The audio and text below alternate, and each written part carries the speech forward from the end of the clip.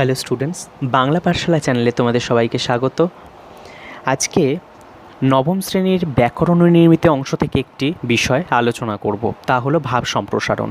ভাব সম্প্রসারণ মানে তোমাদের অল্প একটু ধারণা আছেই। আজকে আমি একটু বিস্তারিত বলে দেব যে ভাব সম্প্রসারণ করতে গেলে বেশ কিছু নিয়ম রয়েছে, সেই নিয়মগুলোকে মাথায় রাখতে হয়। আজকে সেই ভাব সম্প্রসারণ করার নিয়ম, তার সাথে সাথে ভিডিওতে থাকছে তোমাদের বেশ কিছু ভাব সম্প্রসারণের ইঙ্গিত দিয়ে দেব, যেগুলো তোমাদের করতে সুবিধা হবে। তার সাথে একটি ভাব সম্প্রসারণ তোমাদের জন্য আলোচনা করে দেব যে কীভাবে তোমরা ভাব সম্প্রসারণ লিখবে। ভাব সম্প্রসারণে তোমাদের মোটামুটি 5 নম্বরের থাকে, আর তার সাথে সাথে ভাব সম্প্রসারণ লেখার কিছু নিয়ম রয়েছে, সেইগুলোই হচ্ছে মূল আজকের ভিডিওর বিষয়। তার কারণ ভাব সম্প্রসারণ লিখতে গেলে তোমরা অনেকেই সাধারণত নিজের মনের ভাব তো অবশ্যই সম্প্রসারিত করেই লিখতে হয়, সেখানে জানা কথা, কিন্তু সেটা বেশ কিছু জিনিস মাথায় রাখা দরকার হয়। কারণ ওই বিষয়গুলোকে মাথায় না রাখার ফলে ভাব সম্প্রসারণটা লিখতে গিয়ে দেখা যায় যথাযথ হয়নি, এবং হয়তো এক কথা পুনরাবৃত্তি হয়ে গেছে। কখনো হয়তো দেখা গেল যে ভাব তোমার সম্প্রসারিত করার কথা, বা যে কবি বা সাহিত্যিকদের দেওয়া কোনো লাইন তোমাকে দেওয়া হয়েছে, সেটার হয়তো মূল বিষয়বস্তুটাতে না গিয়ে তোমার অন্য রকম তুমি একটা কিছু বুঝলে সেটা লিখে ফেললে। সেই জিনিসটা যেন না হয়, সেই কারণে ভাব সম্প্রসারণ কিভাবে লিখবে তার নিয়মাবলীগুলো আজকে অবশ্যই দেখে নাও। তার সাথে সাথে ভাব সম্প্রসারণ বেশ কিছু ইম্পর্টেন্ট ভাব সম্প্রসারণ তোমাদের জন্য দেওয়া রইল, সেগুলো আশা করি ইঙ্গিত পেয়ে তোমরা বাড়িতে লেখা এগুলো প্র্যাকটিস করবে সাথে করে। ভাব সম্প্রসারণ মানে তাহলে কি, ভাবকে সম্প্রসারিত করা, অর্থাৎ মনের যে ভাব রয়েছে সেই ভাবকে সম্প্রসারিত করাই হচ্ছে ভাব সম্প্রসারণ। মূলত আমাদের যে ভাব সম্প্রসারণগুলো দেওয়া হয়, কবি বা সাহিত্যিকদের যে কোনো লেখা বা সাধারণত কোনো কবিতার লাইন বা কোনো ছত্র তুলে দেওয়া হলো, তা সেই রচনার অনেক অন্তর্নিহিত ব্যঞ্জনা, রূপক ও ইঙ্গিত থাকে। ভাব সম্প্রসারণের উদ্দেশ্য হলো কি, সেই ইঙ্গিতটুকুকে স্পষ্ট করে প্রকাশ করা এবং তাকে সর্বসাধারণে বোধগম্য করে তোলা। অর্থাৎ আমরা যে ভাব যেটা বুঝছি সেই লাইন বা ছত্রটিতে, সেইটাই যাতে সর্বসাধারণে বুঝতে পারে। কারণ যখন কোনো সেটা রূপক, ব্যঞ্জনা বা কোনো রকম ইঙ্গিতপূর্ণভাবে থাকে, সেটা হয়তো বাহ্যিকভাবে একরকম অর্থ বোঝালেও সেটা অন্তর্নিহিত একটি অর্থ থাকে। সেই অর্থকে প্রস্ফুটিত করাই হচ্ছে ভাব সম্প্রসারণের মূল উদ্দেশ্য। তাহলে চলো দেখে নিই ভাব সম্প্রসারণ লেখার নিয়মাবলীগুলি কী কী, অর্থাৎ কোন কোন নিয়মকে অবলম্বন করে তোমরা ভাব সম্প্রসারণ লিখবে যথাযথভাবে। প্রথমেই ভাব সম্প্রসারণ করতে গেলে তোমাদের যে বিষয়টি সবথেকে প্রথমে মাথায় রাখতে হবে, তোমাদের একটি কবিতার অংশ হোক বা একটি গল্পের হয়তো ব্যঞ্জনার্থ অংশ দিয়ে দেয়া হবে। মূলত কবিতার থেকেই তোমাদের ভাব সম্প্রসারণটা আসে, অর্থাৎ একটি কবিতার লাইন হয়তো সেখানে 2 লাইন কি 3 লাইন দিয়ে দেওয়া হয়, সেইটা পড়ে তোমার অন্তর্নিহিত অর্থটার যা ভাব সেইটা তোমাকে সম্প্রসারিত করতে হবে। তাই মূল যে অংশটা বা যে পাঠটা দেবে সেইটা বারবার পড়ে তার অন্তর্নিহিত অর্থটা তোমাদের আগে বুঝে নিতে হবে বা উপলব্ধি করতে হবে যে সেটা কী অর্থে বলতে চাওয়া হয়েছে। কারণ ভাব সম্প্রসারণ লিখতে গেলেই প্রথমে সেটা দেখতে হবে যে মূল লাইনটার অন্তর্নিহিত অর্থ কী, তারপরে সেটা সমাজ বা আমাদের বাস্তব জগতের সঙ্গে কতটা সামঞ্জস্য বা সাযুজ্যপূর্ণ, সেই জিনিসটাকে মিশিয়ে তারপর তোমার ভাবটা সম্প্রসারিত করতে হবে। কোনো হয়তো ভাব সম্প্রসারণ তোমায় করতে দেওয়া হয়েছে, সেই অংশটিতে দেখা গেল হয়তো সেই লাইনটি বা কবির নাম বা হয়তো তার মানে কবিতার কোন কবিতা থেকে নেওয়া হয়েছে ইত্যাদি ইত্যাদি যে বিষয়গুলো রয়েছে সেগুলো সবটাই তোমার জানা আছে, কিন্তু সেখানে রচয়িতা বা কবি সম্পর্কে তোমার জানা থাকলেও তুমি কিন্তু তোমার যখন ভাবটা সম্প্রসারিত করবে, তুমি তখন সেই লাইনটুকু তুমি কতটা বুঝেছো বা সেটা সমাজে বা আমাদের পারিপার্শ্বিকভাবে কতটা প্রযোজ্য সেই লাইনটা, সেই জিনিসটা তোমায় বাস্তবসম্মতভাবে সমাজকে কাজে লাগিয়ে বা নিজের ভাবমূর্তিটা সেখানে প্রকাশ করতে হবে। সেখানে তুমি সেই কবি যা বলতে চেয়েছেন সেইটা তুমি সেখানে বলতে পারবে না, অর্থাৎ তুমি সেখানে কবি বা রচয়িতার নাম কোনোভাবে উল্লেখ করতে পারবে না বা করাটা প্রয়োজনও নয়, এটা উচিত নয়। অর্থাৎ তুমি সেখানে একটি নিরপেক্ষ হিসেবে সেই লাইনটার যা মানে বা ভাব সেইটাই তুমি সম্প্রসারিত করছো, এখানে কবি বা লেখকের নাম বা কবির নাম নেওয়াটা উচিত নয়। কখনো কখনো আমাদের ভাব সম্প্রসারণ করতে গেলে হয়তো তোমার প্রয়োজন পড়লো মূল ভাবটিকে যথাযথভাবে প্রস্ফুটিত করার জন্য, তোমার প্রবাদ বা প্রবচনের প্রয়োজন পড়লো, তুমি সেটা ব্যবহার করতে পারো নির্দ্বিধায়। অর্থাৎ একটি উদাহরণ দিয়ে বলা যায়, আমি একটি ভাব সম্প্রসারণ বলছি, চিরসুখী জন ভ্রমে কি কখনো ব্যথিত বেদনা বুঝিতে পারে, কি যাতনা বিষে বুঝিবে সে কিসে, কভু আসিবে সে দংশেনি যারে। অর্থাৎ যে মানুষ চিরসুখী সে কখনো দুঃখের বেদনা অনুভব করতে পারে না, ঠিক যেমন যাকে কোনো দিন সাপে কামড়ায়নি সে কখনো বিষের জ্বালা বুঝতে পারে না। এখানে আমরা এই ভাবটা প্রকাশ করতে গেলে এর যে ইঙ্গিত রয়েছে, ইঙ্গিতটা দিয়ে তোমাকে বললাম, এটা তো এবার লিখতে হবে, কিন্তু এখানে প্রসঙ্গক্রমে আমরা একটি প্রবাদকে এখানে ব্যবহার করতে পারি, যেমন পরের বেদনা সেই বুঝে শুধু যেজন ভুক্তভোগী, রোগ যন্ত্রণা সে কভু বুঝে না, হয়নি যে কভু রোগী। অর্থাৎ এখানে রোগী না হলেও রোগের যন্ত্রণা যেমন অনুভব করা যায় না, তেমনি কষ্টতাড়িত মানুষ হয়ে উঠে বেদনার্ত অন্য মানুষকে প্রকৃত শরিক হয়ে উঠতে সেই পারে। তাহলে এখানে বোঝা যাচ্ছে যে আমরা যদি কোনো একটি ভাবকে প্রস্ফুটিত করতে যাই এবং তার জন্য যদি আমাদের কোনো রকম প্রবাদ বা প্রবচনের প্রয়োজন পড়ে, বা আমরা যদি সেই স্থানে ব্যবহার করে সেইটার আলংকারিকতা আরও বাড়িয়ে দিতে চাই, তাহলে সেটা তোমরা ব্যবহার করতে পারো। ভাব সম্প্রসারণে যেটা একটি কথা সবথেকে বড় মাথায় রাখতে হয়, সেটা হচ্ছে একই কথা যেন বারবার পুনরাবৃত্তি না হয়ে পড়ে। অর্থাৎ একটা কথা যখন একবার লেখা হয়ে গেছে, তোমার ভাব প্রস্ফুটিত হয়ে গেছে সেই ভাব সম্প্রসারণের মধ্যে, দ্বিতীয়বারে সেই কথাটা আবার পুনরাবৃত্ত চর্বিত চর্বণ করা নাই শ্রেয়। দ্বিতীয়ত হচ্ছে বানান, বাক্য গঠন, বিরাম চিহ্ন, এইগুলোর কিন্তু যথেষ্ট সচেতন থাকতে হবে, কারণ ছোট ছোট বা নির্ভুল বাক্য বক্তব্যকে উপস্থাপিত করতে পারলে তবেই তোমার ভাবটা কিন্তু যথাযথ হবে। আর সেখানে যদি এক কথার পুনরাবৃত্তি ঘটে যায়, তখন কিন্তু তোমার ভাব হয়তো যে ভাব তুমি প্রস্ফুটিত করতে চাইছো তার মধ্যে কোনো রকমভাবে ছেদ চলে আসতে পারে, সেই ভাব হয়তো যথাযথ প্রস্ফুটিত হলো না। তাই এই দিকটা নজর দিতে হবে। ভাব সম্প্রসারণ করতে গেলে ভাব সম্প্রসারণে ভাষা অবশ্যই সহজ সরল এবং স্পষ্ট হবে, সেখানে কোনো জটিল ভাষা ব্যবহার করার কোনো প্রয়োজন নেই। তার সাথে জটিল এবং আলংকারিকযুক্ত ভাষা সেখানে প্রয়োগ না করে তুমি যতটা সরলভাবে জিনিসটাকে বোঝাতে পারবে বা অন্তর্নিহিত ভাবটাকে প্রস্ফুটিত করতে পারবে, সেটাই তোমার পক্ষে শ্রেয়। এবং তার সাথে এটি সবসময় মাথায় রাখতে হবে, ভাব সম্প্রসারণ মান্য চলিত ভাষাতেই ভাব সম্প্রসারণ করা উচিত।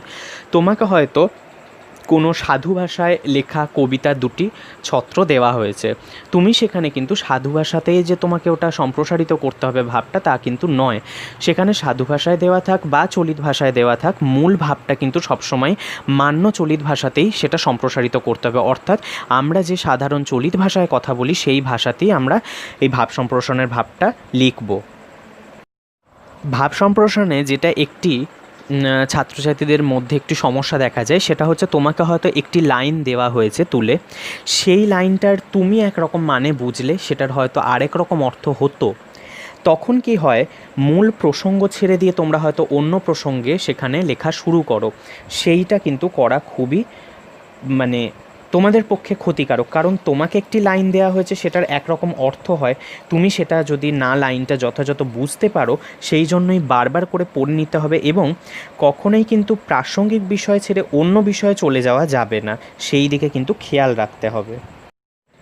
ভাব সম্প্রসারণের মধ্যে কবি বলেছেন, লেখকের মতে, উদ্ধৃতিটি গৃহীত প্রভৃতি এই ধরনের কথাগুলো ব্যবহার করা যাবে না। অর্থাৎ এটা যদি তোমার জানাও থাকে যে লাইনটা কোন কবিতা থেকে বা কোন পাঠ্য থেকে গৃহীত হয়েছে, সেটা কিন্তু প্রকাশ করা যাবে না।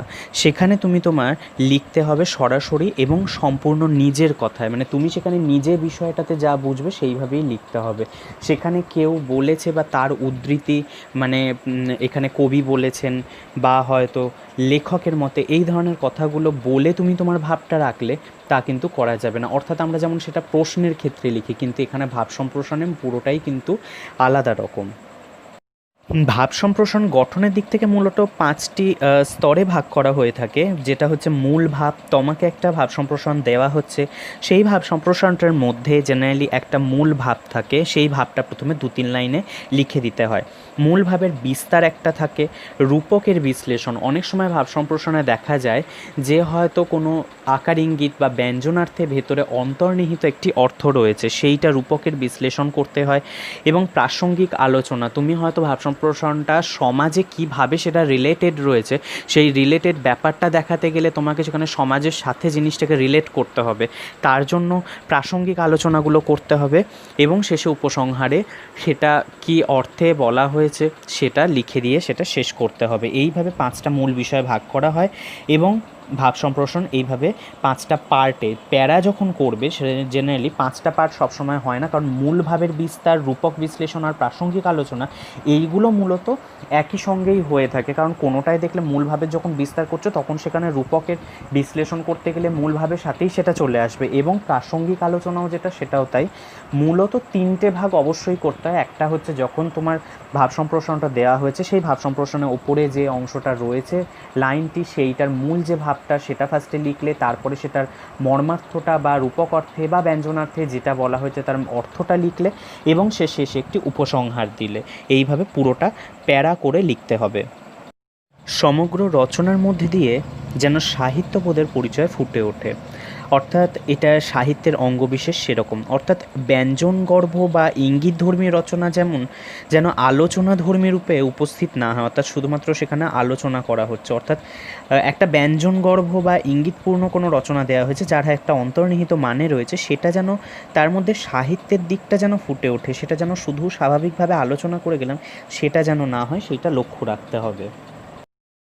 ভাব সম্প্রসারণ পরীক্ষার সময় করতে দিলে বেশ কিছু ভাবেই সেটা করতে দিতে পারে, যেমন মর্মার্থ লেখো, ভাব সত্য প্রকাশ করো, ভাব বিস্তার করো, মর্মসত্য সম্প্রসারণ করো প্রভৃতি এইগুলি। তা এখানে তখন কিন্তু সেইটা ভাব সম্প্রসারণই করতে দিয়েছে, সেই জিনিসটা বুঝতে হবে। অর্থাৎ নানানভাবে বা নানান রকমভাবে এটা কিন্তু করতে দিতে পারে।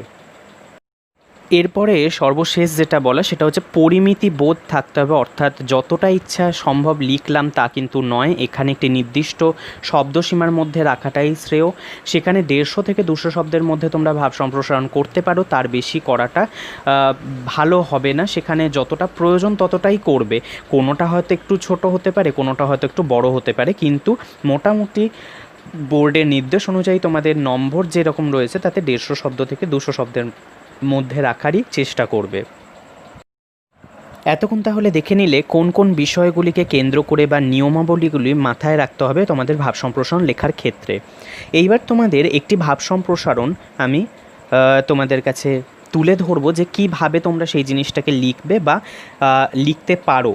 একটি হয়তো উদাহরণ পেলে বা বুঝতে পারলে বা বুঝিয়ে বলে দিলে হয়তো তোমরা বাকিগুলো লিখতেও তোমাদের সুবিধা হবে, যে ধরনের ভাব সম্প্রসারণ পরীক্ষাতে আসবে। আমি এখানে যে ভাব সম্প্রসারণটা নিয়েছি খুবই কমন একটি ভাব সম্প্রসারণ, কারণ তোমাদের বোঝার জন্য একটি সহজ ভাব সম্প্রসারণ দিয়েই আমার মনে হয় শুরু করাটা ভালো। তাই এখানে, এবং এই লাইনটা খুবই জনপ্রিয়, সবার উপরে মানুষ সত্য তাহার উপরে নাই।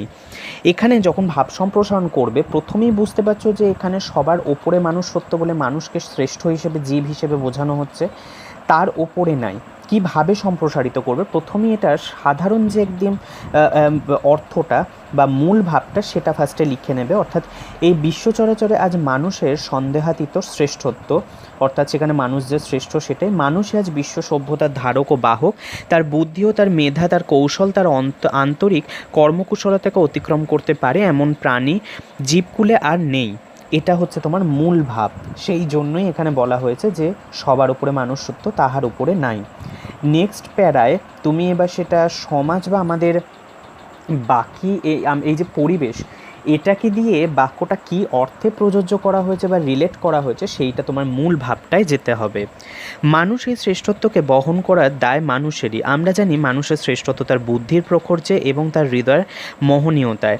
সে যেমন আগুন পরিষ্কার করে পৃথিবীকে আলোকের পথে নিয়ে চলেছে, তেমনি নিখিল বিশ্বের সৌন্দর্য বেদনাকে নিজের হৃদয়ে ধারণ করেছে।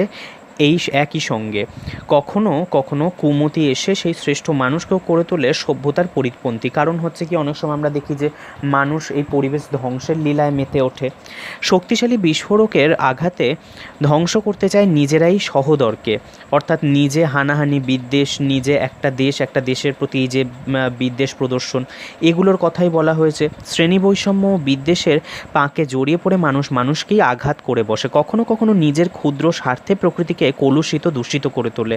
অর্থাৎ প্রত্যেকটা মানুষই কিন্তু তাদের স্বার্থগুলো নিয়েই পৃথিবীতে চলে। খুব কম মানুষ দেখা যায় যারা হয়তো বিনা স্বার্থে সব নিজের জীবনটাকে অতিবাহিত করে, কিন্তু তারা যে কতটা সমাজের সঙ্গে খাপ খাইয়ে নিতে পারে সেই নিয়ে যথেষ্ট সন্দেহ রয়েছে। তাই কখনো কখনো নিজের ক্ষুদ্র স্বার্থগুলোকেই কলুষিত করতে গিয়ে মানুষ কী করে, নিজের আশেপাশের পরিবেশটাকে দূষিত করে তোলে। তবে সভ্যতার পথে এসে সকল অন্তরায় দূর করার অদম্য চেষ্টা মানুষই করে চলেছে যুগ যুগ ধরে।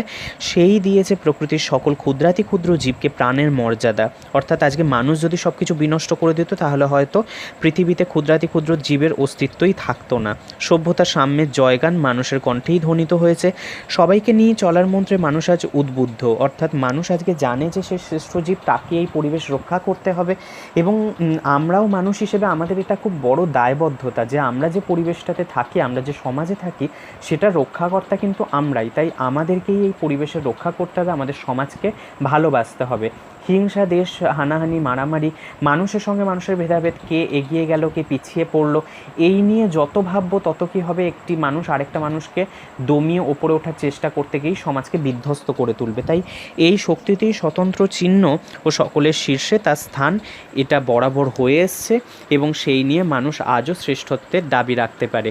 তাই শ্রেষ্ঠ জীব হিসেবে যে সবার উপরে মানুষ সত্য, সেই যে মানুষ, তার উপরে আর কেউ নেই। অর্থাৎ সে যখন শ্রেষ্ঠ, তার শ্রেষ্ঠত্বের নজিরও কিন্তু তাকেই রাখতে হবে।